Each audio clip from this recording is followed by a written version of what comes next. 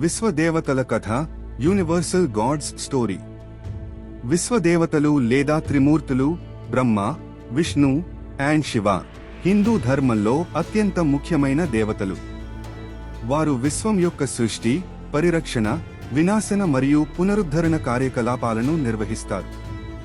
ఈ కథలో ప్రతి దేవుని పాత్ర, వారి అవతారాలు మరియు వారు ఎలా విశ్వాన్ని నడుపుతారు అన్నది వివరణాత్మకంగా తెలుసుకుంటాము. బ్రహ్ముడు సృష్టికర్త, క్రియేటర్. బ్రహ్ముడు సృష్టికర్తగా పరిగణించబడతాడు. ఆయన త్రిమూర్తుల్లో ఒక భాగం.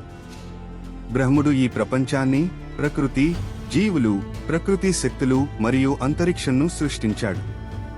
ఈ సృష్టి ప్రక్రియ ఆయన ప్రస్తుత ధ్యానం, తపస్సు మరియు పవిత్రత ద్వారా జరిగింది. బ్రహ్ముడు తన సృష్టిలో ప్రతి వస్తువుని, సముద్రం, ఆకాశం, భూమి, మొక్కలు, జంతువులు, పక్షులు మొదలైన వాటిని రూపొందించాడు. అయినప్పటికీ బ్రహ్ముడు నిత్యంగా దృష్టి లభించడానికి ప్రసిద్ధి చెందడు. ఆయన అంతగా పూజించబడే దేవతగా కాకుండా ఒక రచయిత మరియు సృష్టికర్తగా ఉంటాడు. దీనికి కారణం బ్రహ్ముడు ఎంతగానో ఆధ్యాత్మిక మరియు నైతిక వైఖరితో ఉంటూ అతనికి కృషి చేసిన కార్యం మరింత ముఖ్యమైనది. విష్ణువు ప్రిజర్వర్ ఆర్ ప్రొటెక్టర్.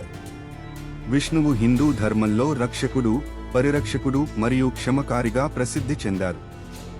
ఆయన అత్యంత పర్యవేక్షణతో ఈ విశ్వాన్ని పరిరక్షించేవారు. విష్ణువు ప్రతి యుగంలో తన భక్తుల రక్షణ కోసం అవతారాలు తీసుకుంటారు. ఇవి దశావతారంగా పరిగణించబడతాయి. ఇందులో రాముడు, కృష్ణుడు, వామనుడు, నరసింహుడు వంటి అవతారాలు ఉన్నాయి. విష్ణువు ఒకప్పుడు రాక్షస రాజు హిరణ్యకశిపు నుంచి భక్తుడైన ప్రహ్లాదుని రక్షించడానికి నరసింహుడు అవతారం తీసుకున్నాడు.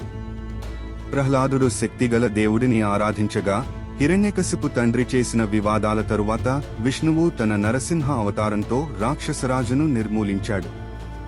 రాముడు కూడా ఒక విధంగా విష్ణువు అవతారంగా ప్రపంచాన్ని, అన్యాయాన్ని మరియు పాపాన్ని ఎదుర్కొనే విషయంలో ఆదర్శంగా నిలిచాడు.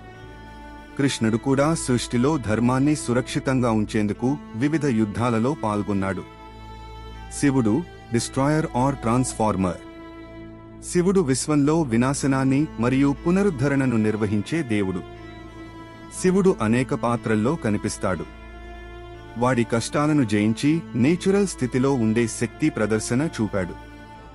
శివుడు తపస్సులో ఉన్నవాడు, అతనికి నిరంతర ప్రశాంతత ఉంటుందని, శక్తి మరింత వివిధ రూపాల్లో ఉంటుంది. ఒకప్పుడు శివుడు తంగాబలిని అనే రాక్షసుడిని హతమయ్యాడు. అతను శక్తి కోసం శివుని పట్ల భక్తి చూపినప్పుడు శివుడు తన కత్తితో రాక్షసరాజును మరణించాడు. ఇదే శివుని ఒక అవతారంగా భావించబడింది. తమిళనాడు, కాశీ వంటి ప్రదేశాల్లో శివుని పట్ల అపారమైన భక్తి ఉంటోంది. దేవి శక్తి, డివైన్ మదర్. భారతీయ ధర్మంలో దేవి అనేది ఒక పవిత్ర శక్తిగా పరిగణించబడుతుంది. దేవి శక్తి లేదా శక్తి దేవతలు అనేవి హిందూ మతంలో అంతర్భాగంగా ఉంటాయి. దేవి యొక్క ప్రధాన అవతారాలు దుర్గా, కాళి, లక్ష్మి, సరస్వతి వంటి దేవతలు. ఈ దేవతలు ప్రతిరోజు భక్తులను ఆశీర్వదించడానికి వచ్చి వారి జీవితంలో శాంతి మరియు భక్తి ప్రతిపత్తిని పొందిస్తాయి. ఒకప్పుడు దుర్గదేవి రాక్షసుల నుండి భక్తులను రక్షించడానికి వచ్చి రాక్షసరాజు మహిషాసురను హతమయ్యింది. ఆమె సమర్థత మరియు శక్తితో అనేక రాక్షసులను నిర్మూలించి భక్తులను రక్షించింది. విశ్వదేవతల కథ గురించి ఈ వీడియో నచ్చితే లైక్ చేసి కామెంట్ చేయండి. మరిన్ని అప్డేట్స్ కోసం ఛానల్ని సబ్స్క్రైబ్ చేసుకోండి.